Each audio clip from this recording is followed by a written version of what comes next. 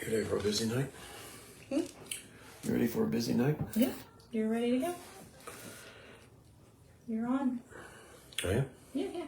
Hey, everybody. Let me get set up. I'm running just a little bit late tonight.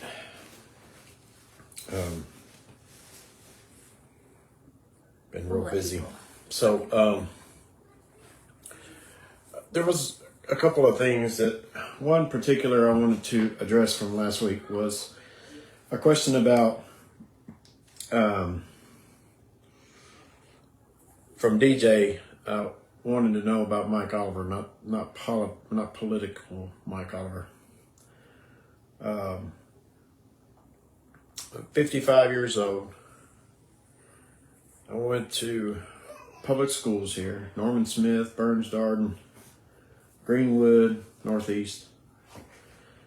I met my wife here working at the sheriff's office. My two children were born here. One attends Rossview and one's 30 years old. So he attends daycare right now. I don't have a lot of hobbies. Unfortunately, I'm a workaholic. Have been for years. And that's all I do is work. One of the questions was, what are my, basically, I don't remember the verbiage, but what was one of my, what are my regrets and what are my accomplishments, I guess. And, you know, the accomplishments were, of course, touching people's lives and saving a few in the wait of 32 years. Of course, the regrets was the time away from family. Missed a lot of, hey everybody, Jackie, Caitlin, Mark, Over, Steph, Brooke, Denise, okay, Joe, Jack and Diane, hey everybody. The regrets were the time away from family. The vacations that I didn't get to go on, staying at home, taking care of dogs, taking care of the teammates' dogs. Those are the times that I regret. But I'm a workaholic. I don't have a lot of hobbies, anything like that. Since I retired, though, one of the things that I try to do was be more active in my family, in my children. My son is 3, as I said, and these are the influential years. I was there as much as I could for my daughter, but being a competitive dancer for years and years, my wife took care of that role and took care of her, and I went to whatever I could. And law enforcement is it's a very demanding job, especially if you get into like drug task force, canine units, stuff like that really take a lot of time. And I know I'm eating up some question time, but I just wanted to get this out there before we started answering any questions. Those type of special assignments do eat up a lot of your family time. It's not for the faint of heart. It's not for everybody. Not everybody can do it. I've seen relationships suffer because of working so much, and I want to be more focused on family. I mean, my son's going to be of age to start taking him fishing. I hadn't fished in years, so I think I can still do it. I really like to take him and teach him how to fish and teach him how to work on cars and be there for my daughter. I mean, the years are coming. She's got our boyfriend now, unfortunately. Well, she does. So she's going to kill me when she hears this. So I want to be there for her. I have a great family, great friends that support me through all this. So I just wanted to answer that question. That's from DJ. I'm nothing special. I'm a family man. I'm a public servant. Always have been, and that's what I want to continue doing. Is serving this community. So we've got some questions. I know Some people have sent some questions in. So where do we start?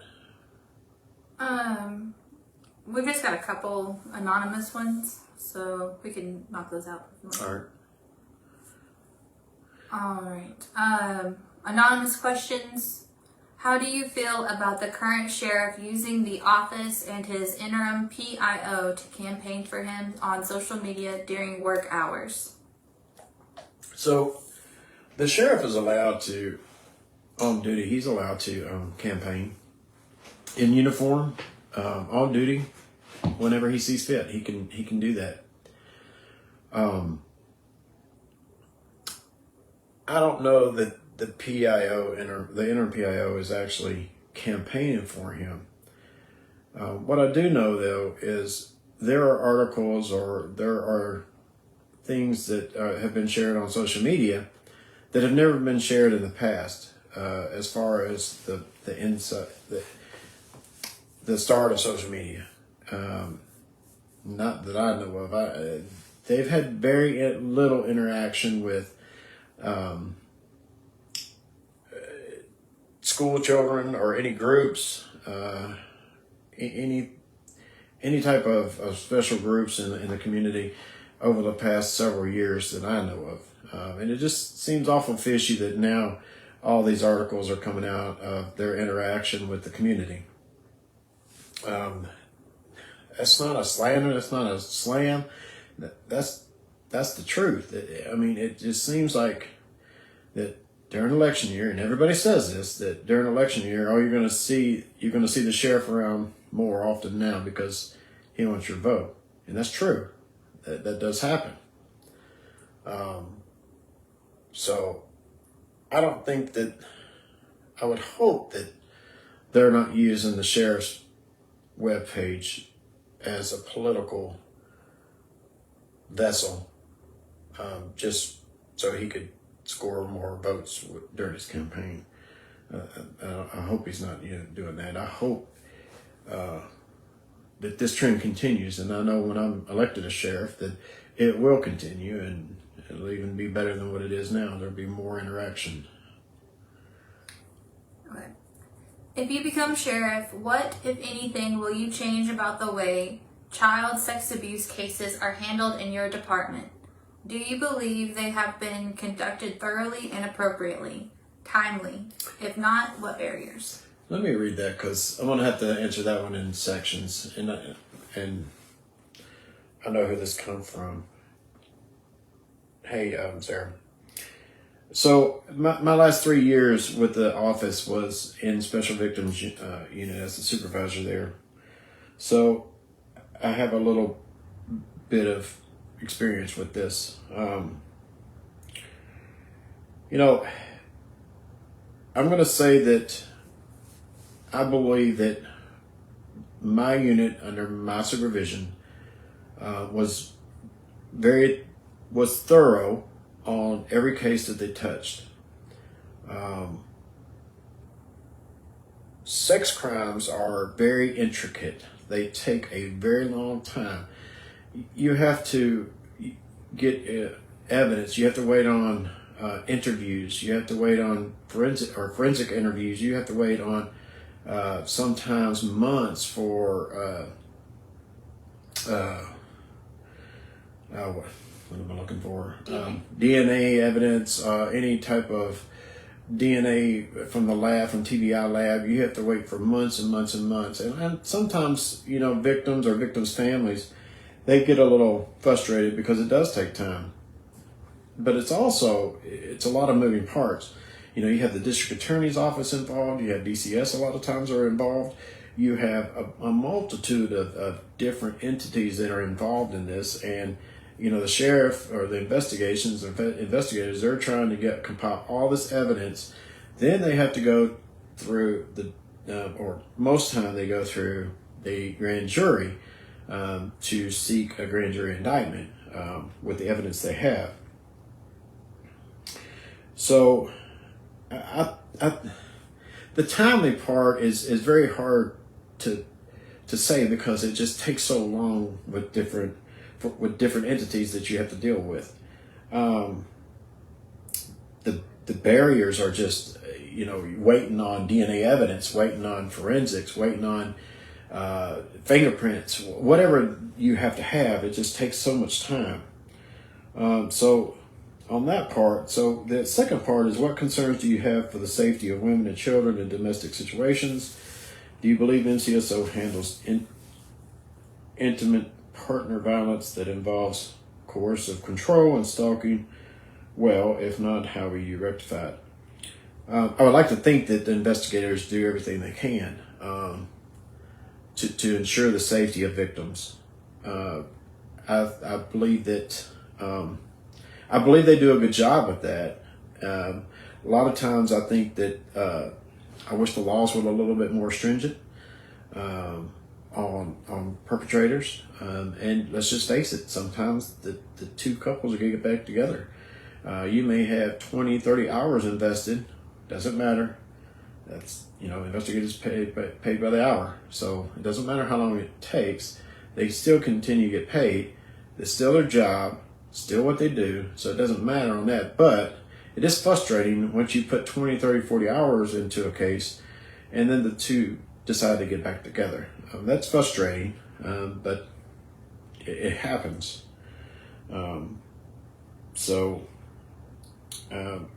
Stalking, I was involved in a couple of stalking cases right there at the end, and it's just part of the process that we deal with that has to be investigated. So I hope I answered you, Sarah. I always treated each victim hopefully the same, and I hope my investigators did also. Okay, so questions from the feed. Danielle Darnell, are you going to change anything about the SO being so top heavy on the management side? Well, I've referenced this before, and when I get in office, there's going to be some reconstruction done. Let's just say that I know where the problems are. So, Dwight Jemison, Mike, explain to me how the sheriff's department and police department are so divided. What will you do to fix that division? From years and years and years, and I've talked to city guys, from the sergeants on down, and especially below sergeant, the what they call the old boots on the ground. We never had a problem working together with each other. We were always there. When I was in K9, they called and I went. It didn't matter what the circumstances was. I was there. They knew I was going to be there. And K9, we always had the reputation of a top-notch K9 unit. Not to say anything, take anything away from city. From Joe Pop, David Odell, I don't know who's running it now, but not taking anything away from them either. But we've never had a problem working together. But I do know of comments made back and forth, and I'm sure that it was a mutual thing, that the comments back and forth of not being able to work together, and it was mostly higher ups. And I plan on trying to have a better working relationship between the two. Nobody, when you get a bunch of alphas together, everybody wants to be top dog. So sometimes you just got to set those feelings aside to make sure the case gets taken care of and investigated and investigated properly. So a lot of times it's not up to the alphas, it's the victims who we need to concentrate on. Numwan Black, will you enforce policy evenly through the sheriff's office when you take over? I'll do my best to.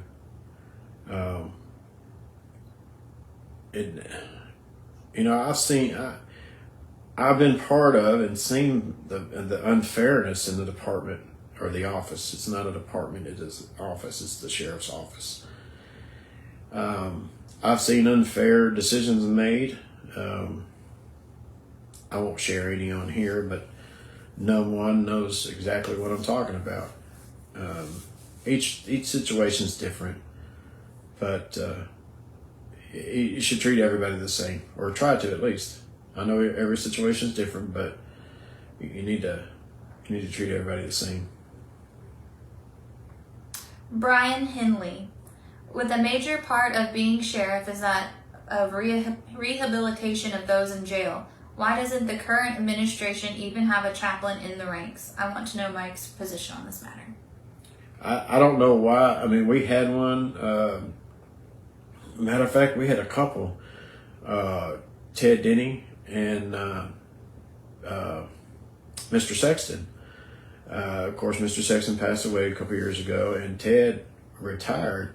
And I don't know why we don't have another chaplain, but we definitely need one. But we got to make sure that we understand that the jail is a jail; it's not prison. So a lot of those hardcore rehabilitation programs are for prisons, not jails. But there absolutely needs to be a religious program. If it's nothing more than part-time, at least give those people in there a way to express their religious beliefs and have someone to talk to about problems they have, which may cut down on some of the, I'm going to go as far as maybe cut down on some of the suicide attempts down there.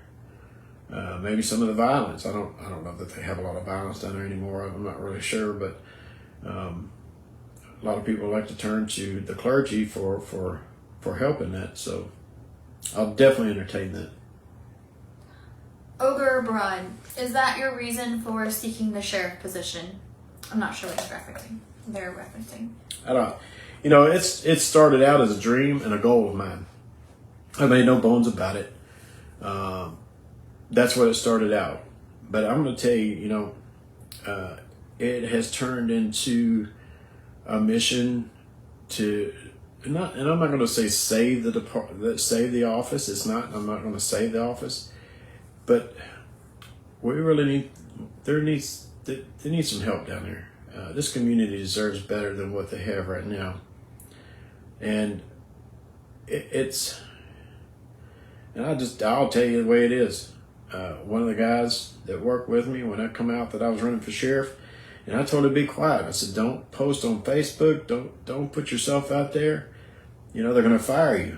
Of course, we all know from the last open door that, some of the upper management are going around and threatening people. I've already said that.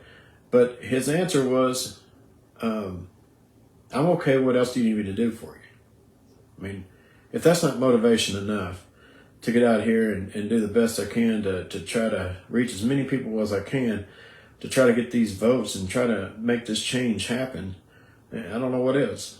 But we definitely need a change. This is the time for the change. Mitchell Urth, what will you do about supervisors and leaders supervising from their forecasters rather than on the road or in their perspective areas? Well, it's I guess it's the old saying, you got to lead by example. It's kind of hard for you to lead from a desk and from a tower, and instead of getting out there with the men and women and sharing in their grief and sharing in their hardship. Probably not want to make anybody happy with this, but my command staff will be out there, and wherever they work, whatever division they're in, they're going to be out there with the men and women that I don't really like this, but boots on the ground. They're going to be out there with them. Midnights, they're not going to be out there every day, every time, but they need to go out there and show the men and women that they can come out here and do the job too. Jim Morris, Mike, what are your thoughts on the number of SROs? More? More. Question mark. More? Oh, well, and I've said this before, Jim. We need an SRO in every school. Not one assigned to every school, which is what is going on now. Because I think he has them all. He says, and he is Sylvester, says that there's one assigned to every school. And that's true, there is. But what he's done is he's taken the ones out of the elementary and beefed up the middle and high schools. But we definitely need the ones in the middle in the elementaries too. Hey, Bobby. Hey, Donna. So I plan on trying to get a SRO in every single school every single day.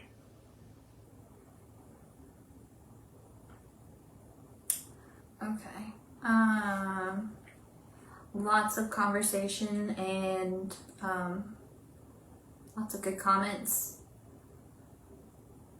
Just commenting on that question, Ashton Padilla said we definitely need more SROs plus more deputies on all shifts. They're so understaffed, it's insane. Yeah, that's one of my things is staffing, and it has been since the beginning on this is staffing issues. And I've said it before, we can have all the programs in the world. You can have CSUs and traffic units and flex units and this unit and that unit and, go to the merry-go-round unit. If you don't have the people to staff these units, and all those good ideas are just good ideas and they'll never come to fruition. Okay, and there's some more conversation on that one, but I'll keep going so we can get moving. Jesse James, we need a community engagement team that works with Clarksville Police and other agencies to help these communities solve problems. I agree. I've said it 100 times. The JET program is a wonderful program. I'll just go out on here and say if I can get Chief Caracle to allow a couple of my people to join that team, I think that with our resources also that you can't fail. It can't be a bad idea. You're dealing with the youth, and we all know that sometimes our youth don't get a fair shake. They need all the help they can get and all the influence they can get. Okay. Just for people listening, I'd like to note that we did mark these videos to not expire after 30 days, so they will be available for reference if you don't have time to watch the full thing. Is that on YouTube? On Facebook. Okay. On Facebook. You can just go through the page and look at all of the open doors. Chris Olson, in reference to the previous upper management question, when you say you know where the problems are, can you explain those problems to people that may not know? Well, I'll reference one of the captains down there, and I have no idea what he does. I don't know what he's a captain over. I know he's a captain over the training facility. That's, to my knowledge, that's what he's over. I have no idea I don't know what else he does. I hadn't figured it out yet. Nobody can tell me either. So, things like that, there's going to be I have a plan, to move some things around, probably move some positions around that I think will be better suited, for what I'm looking for and the progress that I'm looking to come out of the sheriff's office and the people there. Dwight Jemison, one thing I admire about the police department, the deputy chief on down are engaged in the community. I enjoy seeing all the higher ups setting examples. I see you out doing public relations. Is that something you'll continue to grow when you become sheriff? Oh, absolutely. Absolutely. And my team will too. My team will. I promise you that. Stephanie Tremont. Mike, I just read on the Leaf Chronicle that the current sheriff is believed to have made racist remarks, and it's recorded. It appears the explanation he gave for the mighty wide of you, in quotes, is a word-for-word verbatim copy and paste of an obscure message board entry from a 2007 message board from, and then there's a URL, phrases.org.uk. As he typed in mighty wide of you into Google and clicked the first entry. So would you like to read that one? It's kind of long.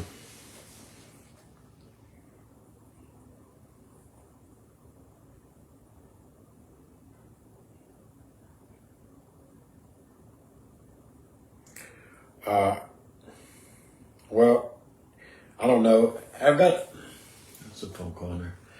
I got a call from Jimmy Settle this morning about lunchtime about a thing that they were running about an email they had received about a tape, and I told him, I said, yes, I've heard of it, and he asked me, or he told me that Fuson has said that was come from my campaign, and that I sent it to him, and I told Jimmy Settle, I said, I did not send it to anybody. I haven't sent anything to anybody like that. I didn't send it to the Leaf Chronicle or anybody else. I didn't know what he was talking about. He asked me, could I quote him? And I said, well, yeah, you can quote me. And I said, but it's kind of interesting. He wouldn't tell me at first what was said. And then finally he told me. So, I don't know where I haven't read that article yet. I don't know what's on it. I guess I need to go read the article. Marilyn Ray. What is the percent of federal inmates the jail houses? Can you explain why they house federal inmates instead of sending them off to prison? They don't have any federal inmates right now. Back in the 90s, we had a contract with federal inmates, which we formed the first, me and 3 others formed the first transport team. Me and my partner would take the inmates down in the morning, and then another team would go pick them up at the federal courthouse in the afternoon and bring them back. But we do not hold or house federal inmates now. I think Robertson County does.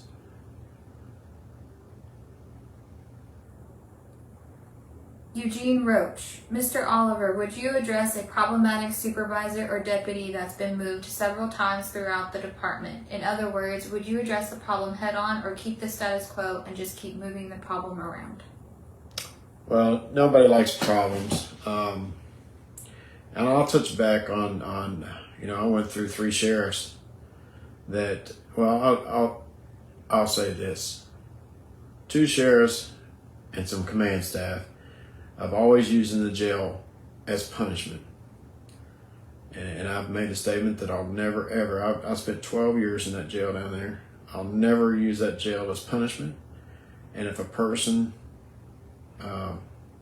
does not conform to what I need in the position they're at, they may possibly face termination. I mean, why should you take one problem, put it in another place where it's going to continue to be a problem, and then you're going to have more problems because that problem you moved over here to the other place where he or she is just going to continue to be a problem. So no, I mean, if they're that big a problem, then they probably shouldn't have a place there in the sheriff's office. We've already got enough problems. We don't need any more. AJ Elrod, do you have a plan to enforce the trash all over the roadways in the county? Well, so that's going to be a couple of different things there. We have a workhouse. My understanding, and I may be speaking out of term here, but they don't have a lot of inmates that can go out on the trash detail right now. I think they got rid of a lot of them during the COVID. I don't know that the courts are actually sentencing people to the workhouse. I'm not sure on this, so don't quote me on it. But if we could get the workhouse back and work in order and get the trash detail going back out every day and picking up trash, because they did a really good job. And I've seen as many as probably 10, 15, 20 inmates out there picking up trash at a time. Now, we do have an environmental officer that is supposed to be trying to work on the trash problem. I'll just leave it at that. Jenna Farrell Phillips, do you think more SROs are needed in the middle and high school? Would that be something you may want to be asked to be, oh my goodness. Would that be something you may want to be added in the budget in the future? Oh, sure. I mean, if we could get 2 SROs in every school, that would be great. but we have to work in the confines of a budget. I'm not sure if we have the need for two SROs in every school. But we know the high school, I mean, they're bigger kids, more problems. So I don't necessarily think it's a bad thing to have two in every school. That would probably cut down on a lot of the overtime and stuff like that. But I mean, it's all up to the budget committee. I mean, they're the ones that provide the money for manpower. So absolutely, I would welcome that. If they would give it to me, I'd do my best to fill those shoes. All right. Pertaining to Trunchbull, to have SROs in every school, are you possibly planning on having multiple deputies assigned to each school? For example, 2 to 3 SROs per school. Well, like I just answered, I mean, that would be up to the budget committee. They would never allow three SROs per school, I don't think. But I mean, if they did, we'd fill them. I don't know if this is a question or a statement, but Tina Marie Elrod, enforcing the laws for tickets being issued to those who don't tarp their loads. I think that's in addition to the trash question. Well, that falls under the EPA. Well, no, it doesn't. I mean, every commission deputy can write a TARP law violation. But we do have an EPA guy that is supposed to be enforcing that by county. I'll leave it at that.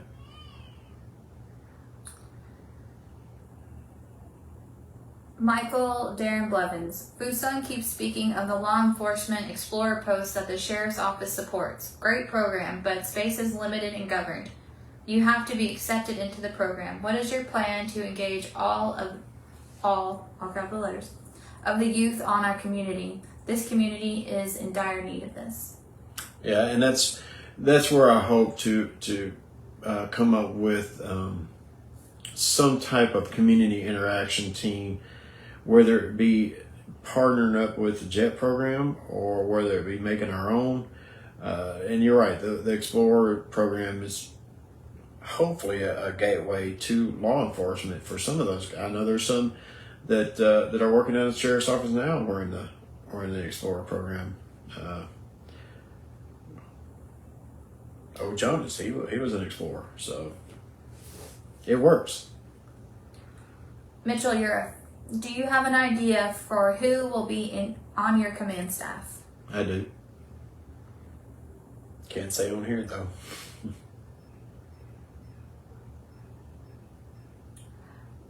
Danielle Darnell, is the sheriff's office still actively procuring DRMO, DLA equipment and auctioning it off?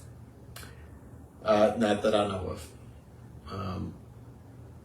And just because I'm not down there anymore, I don't think so. But I don't know for sure. Julie Vogel Schmidt, just curious about your feelings about more than one sheriff's department radio channel for working deputies. It's been asked for years to put road deputies, investigators, warrants, civil, SROs, etc. on different channels to lessen the load of the dispatcher for officer safety. Many times it's been turned down for funding. Well, and I don't know why it would be a funding issue, but the problem I see with it is one may not know what the other one's doing. Yes, I know it's a huge workload on the dispatchers, but also I remember back in the day, and Julie does too, or Guthrie as I call her, remembers that when the city of a certain precinct was on Channel 3, along with fire and along with EMS, along with the sheriff's office. The only thing is, I don't know how you would be able to do that to where each one would know what the other one's doing, because if somebody gets in a pursuit or gets into a fight or something, then they would have to switch over to another channel, and somebody would have to tell them, hey, you need to switch over to this channel because this is going on. Unless there's a way to interact all that. I don't know. AJ Elrod, what's your plan for mental health transports not having to be taken in the back of a marked police car like a criminal? Yeah, I was never privy to a lot of that. I have often heard that and I'd have to look on this, that the law says that they don't have to be transported by the sheriff's office, but I think the sheriff's office is responsible for them to get to wherever they're supposed to go. And the only way you could do that without putting them in the back of a patrol car is have another car that's dedicated just to transports that was not a marked patrol car. I don't know that we would have that means, and I don't know. I know there's been on a couple occasions that family members have been allowed to take people to mental facilities, but I don't know that that's a very popular practice. Kirsten Abbott, if elected, will you look into other areas of the county, such as the 911 center, who has just as many, if not more, problems than the sheriff's office with retention of employees due to management? Look into them how. Look into them how, Kirsten? I don't know. Marilyn Ray, how are inmates paid for working? This Well, is Shannon, not Mom. They're not paid. When you have an inmate sentenced to TDOC, then they're allowed to get the term 2 for 1. But as far as monetary, they're not paid for anything. Dwight Jemison, will you have a licensed therapist on hand to handle mental health issues, sensitive to veterans' mental health issues, someone whose training is more than insensitive comments and guns blazing? Well, I'm not sure. Somebody else asked that too. I would love to have one on hand. I think that would be definitely a thing that I could talk to the county commission about, and at least get a part-time person at first. Because in this day and age, PTSD is a real thing that a lot of different people have. It's not just from soldiers in combat. It's from a wide variety of things. And we do have an EPA system, but I think, and I've touched on this before, the big bad cops just don't want to talk to anybody because they don't want anybody to know that they're possibly weak. That's not the case. We could all use a little help every now and then, and I think I would love to try to at least get a part-time person, see how that went, and then if possible, maybe turn it into a full-time position. Marilyn Ray, what is your opinion on drug court? I think it has helped some people. I think they're very strict. And I'll just give you my personal dealings with it. I had a guy that was, back when I had my mowing thing, he was going through drug court, and they wanted so much this and this. They wanted this, they wanted that. He had to leave and go do drug court things, go check in. And I thought, this is just ridiculous for an employee. You just can't keep up like this, that pace. But I do think it's helped some people. I think veterans courts help some people. So, and to be honest with you, if we help one person, then it's probably a success. Eugene Roach, Mr. Oliver, with this being a retirement community, is there any incentives that could be offered to either retired MCSO or CPD, or even retired military personnel to assist in the shortage of SROs? I've been asked that a lot, and the concept is great. I just don't know that it would work. The problem, or one of the problems that I see, is who's going to claim liability if something happens. The schools have rules and regulations. When my daughter was in school, I can't even, and they knew I was a cop. They knew I was an investigator. They knew everything about me, but I couldn't just walk into school. I still had to check in. tell them where I was going, get a visitor tag. So I don't know. I know some states up north have school youth. No, it's some type of school officer, but they're not law enforcement. They basically just wander around the school and make sure everything's safe or whatever. So I don't know. I mean,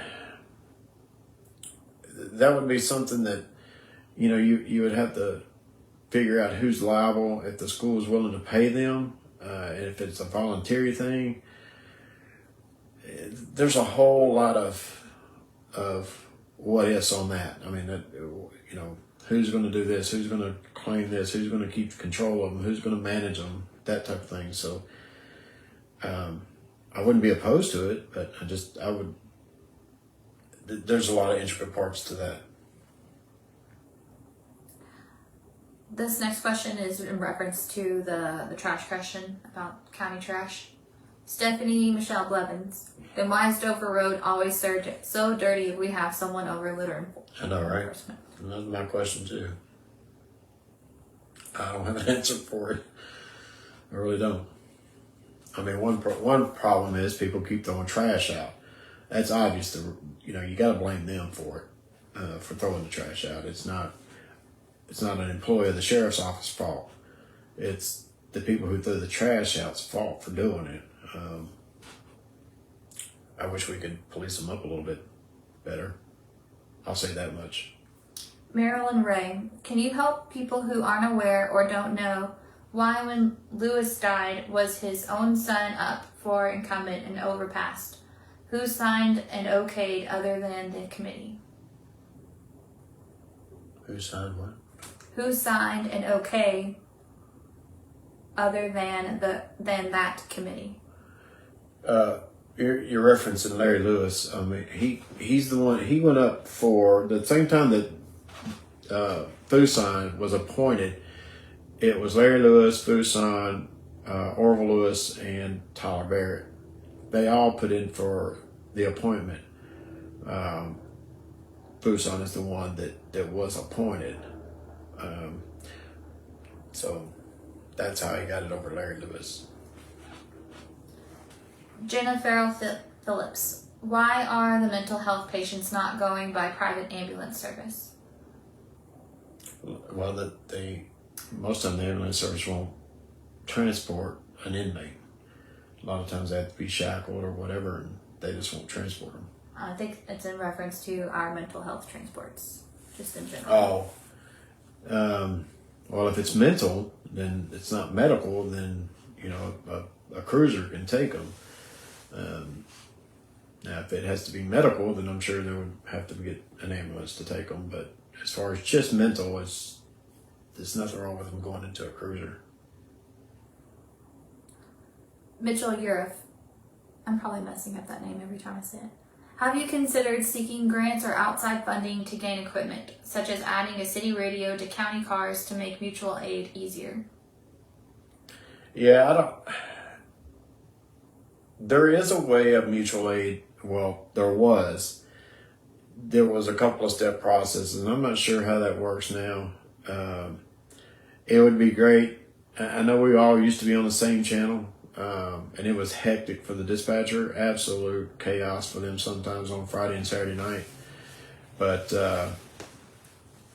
I would like, but I don't know about the cost of having, you're talking about having a city radio in every car and a county radio in every city car. The cost will be astronomical, but if we can get the county budget to pay for, or the budget committee to pay for it, I'm all for it. I don't see them doing it. Megan McClure Lanham, can you please explain again why you are running independent? Well, a couple of reasons. One, everybody knows I'm not a politician. I'm just not a politician.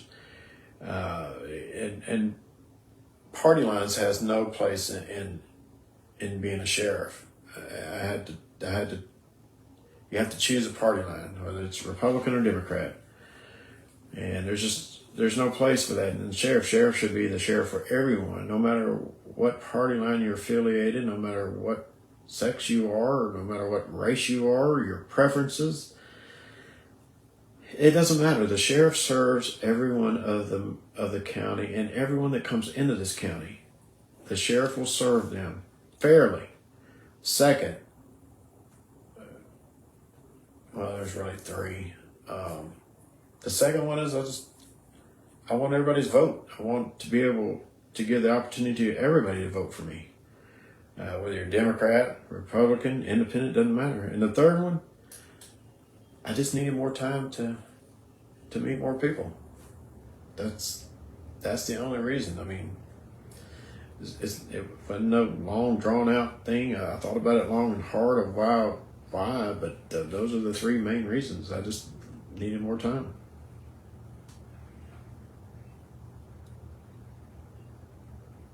All right. We've reached the end of the questions so far on the chat, but just something that you could elaborate on. Your platform words are commitment, vision, and public service. Could you tell them what that means to you? Yeah, I've been committed to this community for over 30 years. And I want to continue that commitment and serving the public and making sure that the public gets the best, most well-trained, most professional deputies that we can put out there, whether they're in the jail, whether they're in the courts, whether they're in patrol, no matter where they're from or what unit they work. My vision is to have a well-rounded, diverse office that serves this community and makes it a place where people can enjoy and feel safe at home and safe when they go out. And public service is just public service. Cops, when it come out, it was just the biggest misnomer. All they done was show the chasing and the blue lights and the running and gunning, and they didn't show about all those hours and hours and hours of paperwork that we had to do, and the hours of court, and they didn't show all of that. And to be honest with you, it's got to be something you love to do, because you're not going to get rich at this. You're going to meet a lot of people. Some are going to like you, some are not. Some you're going to have to do things you don't want to. I mean, let's just face it, you're going to arrest people. But public service goes a long way, and I think sometimes I think that's lost nowadays is the public servant. Law enforcement now, and with good reason. I mean, they sometimes over the past 5 years, maybe 6, they're looked down upon, and we're on our worst. We are our own worst enemies also. But also, not every cop is the same. Just like not every lawyer is the same, not every doctor is the same, not every teacher is the same. But we always seem to be bundled into the same when something happens. So those are my 3 things: commitment, vision, and public servant. And that's what biggest thing is public servant, though. I mean, that goes a long way with me. Okay, a couple more. Caitlin Castle Swaffer. Absenteeism is a major problem with elected officials and their command staff. How will you address that in the SO? I'm a workaholic. My wife always got mad at me. The most sick time I ever took off was because of my kids and her. I really didn't take off a lot. I just can't stand it. And a lot of times our employees they look to us for answers for different things, and they can't get answers if we're not there. So that'll be something I'll definitely be keeping an eye on. This is a anonymous question that popped up. There's roughly 240 sex offenders registered on the Montgomery County Sex Offender Registry. Do you think the public should be concerned that only one investigator is having to manage that. Oh, absolutely. That's way too much workload. And the one that's down there managing it right now is J.C. Gardner.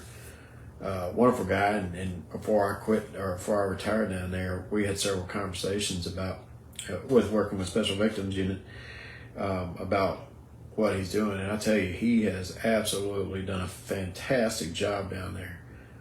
He probably needs at least one more deputy or one more investigator to help him, to work with him. And I plan on trying to get that help for him because he definitely deserves it. And the sex offenders are a big thing. Nobody, basically the elephant in the room that nobody wants to talk about and nobody wants to deal with, but it's definitely a real thing that we need to make sure that our people are safe in our community, and that is just one of the tools that we have to make sure that they are abiding by the rules that they agreed to. So definitely he needs help.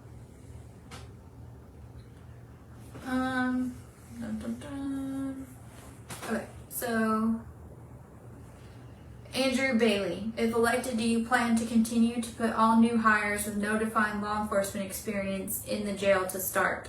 Some people have more life experience other than others that may make them more valuable in a post-certified position rather than in the jail, where once they get put there, they have no real timeline on getting out of there. All right. And I've touched on this before, that a lot of people were told that if you spend X days, then you're going to go to patrol. I've talked to several people that's what they were told. I refer back to 1990, March 26. We were told that when you were hired in the jail, that's where you stayed. Billy Smith, when he hired you for the jail, that's where you're going to stay. Didn't like it because I had other aspirations. So I was fortunate enough in 2001 to be able to transfer to the road. But the thing about it is, not everybody's going to have to go to the jail. But if a person is put in years in the jail, and if they meet the qualifications to go to patrol, then they're absolutely going to get just as good big a shot as anybody else. I mean, they put in their time, they showed their dedication, their commitment to the office. So why not make the investment on that person and give them that shot that they've been dreaming about, to fulfill their goals and their dreams. But in certain instances, yes, you're right. There are people that probably are post certified, so it may be cost effective to put them in a position. But we can't turn our back on the people that have been there for years and years and years and years. You can't turn your back on them. They deserve more than that. And I'd rather take a chance on that and make an investment on that person that's been there for years, to be there many more years. I mean, that's what it's all about. It's getting people to stay and complete their career there.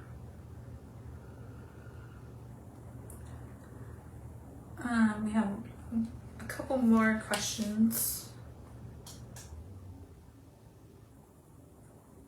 Why should the citizens of Montgomery County vote for you? Michael Darren Blevins. Well, one is my experience. I've worked in, I'm not going to say I worked in every facet of the sheriff's office because it makes me seem like, or some would think that makes you just look like you skipped around from here to there and couldn't get settled in, but that's just not the case. I've always, every time I moved, I tried to move up. From the jail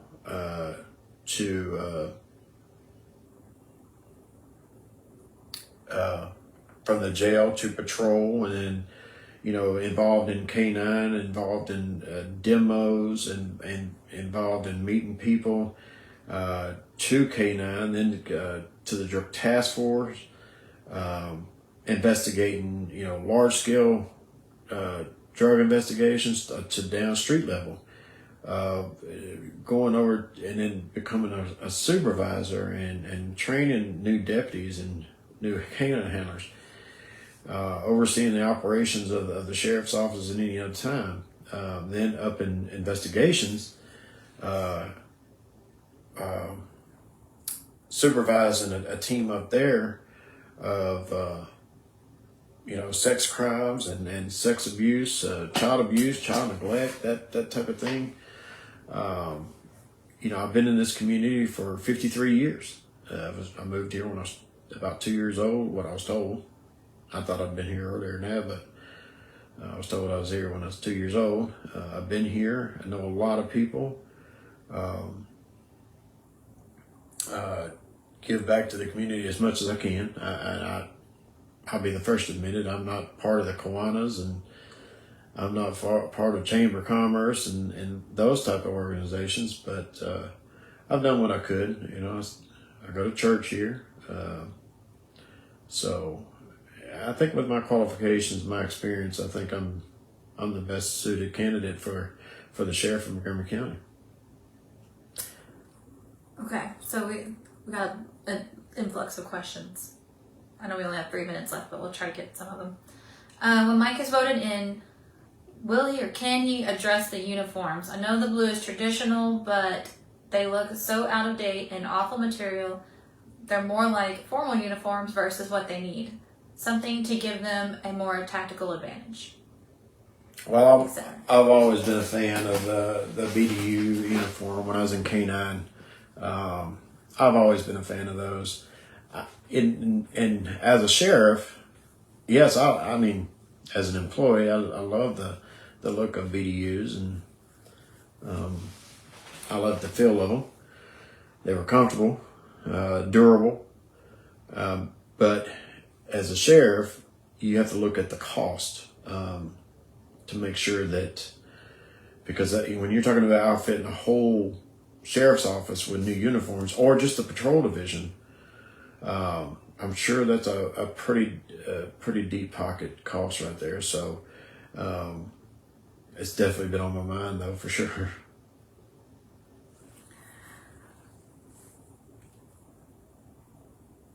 Okay.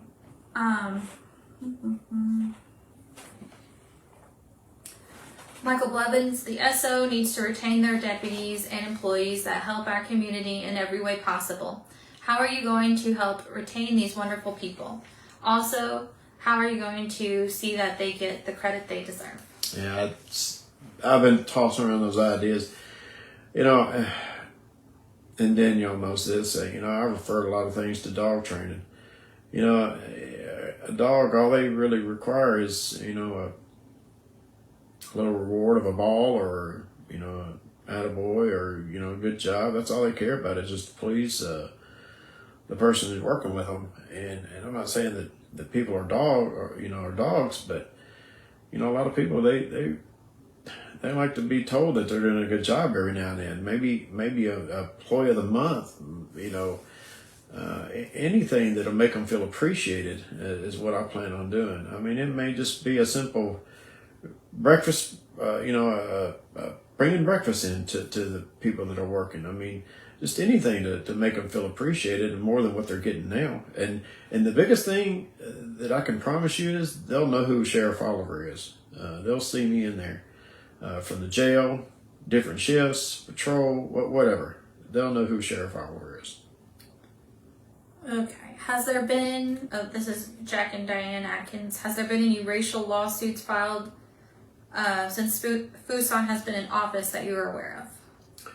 None, not any racial ones. There's been some discrimination lawsuits, and I mentioned that he lost. And he tried to defend it, saying that the county the county is the one that settled, but he, as being the top, the elected official, he still has to assume some liability in it. He had to sign off on it. So racial, not that I know of, but discrimination, yes. And we'll just maybe do just a couple more. Sure. Anonymous question: do you have a plan for current jail deputies who have put in for transfers transfers to patrol and passed the PT test but weren't selected, or those who didn't belong to the department and weren't post certified automatically went to the academy? Yeah, I touched on this before. And we've always called coming from the jail to patrol as a promotion, but it's really not. It's really just a transfer. And I am working on a system or a system to ensure more fair promotions and transfers, because I myself was a victim. Well, I don't want to say a victim, but I know what it's like to put in for a transfer and not be selected on many times. Okay. I'll do one more and then you can close out. Okay. But there are a few unanswered questions. Very sorry if we didn't get to your question, but please message it or find Mike at one of his events. Yeah. Or you can call me 931-320-2730. That's my phone number. And that's even for the people, the haters too. I'm going to throw that in there for them. Sorry. Stephanie Michelle Blevins, since someone mentioned the upper management, do you agree with all of the sheriff's office command staff being out of town together at one time? Don't you feel there should be someone available in the town in the event of an emergency? Oh, yeah. Yeah, I mean, there's got to be somebody around in case of emergencies like we just had a couple of weeks ago. But yeah, absolutely. Absolutely. We got to have somebody there at all times, or at least available. My phone's close. And if somebody doesn't get their vacation, well, then there's next time. All right, if you will. All right. So that's the last of the open doors.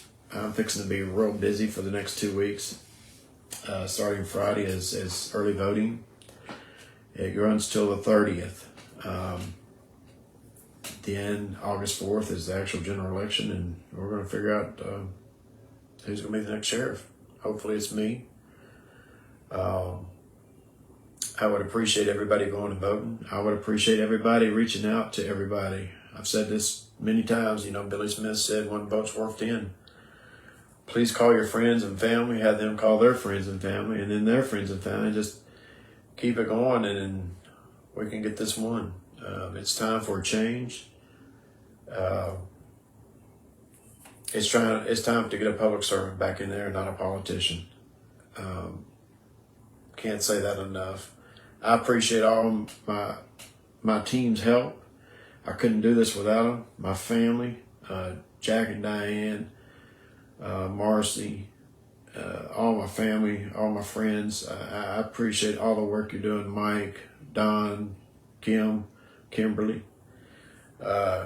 Lily.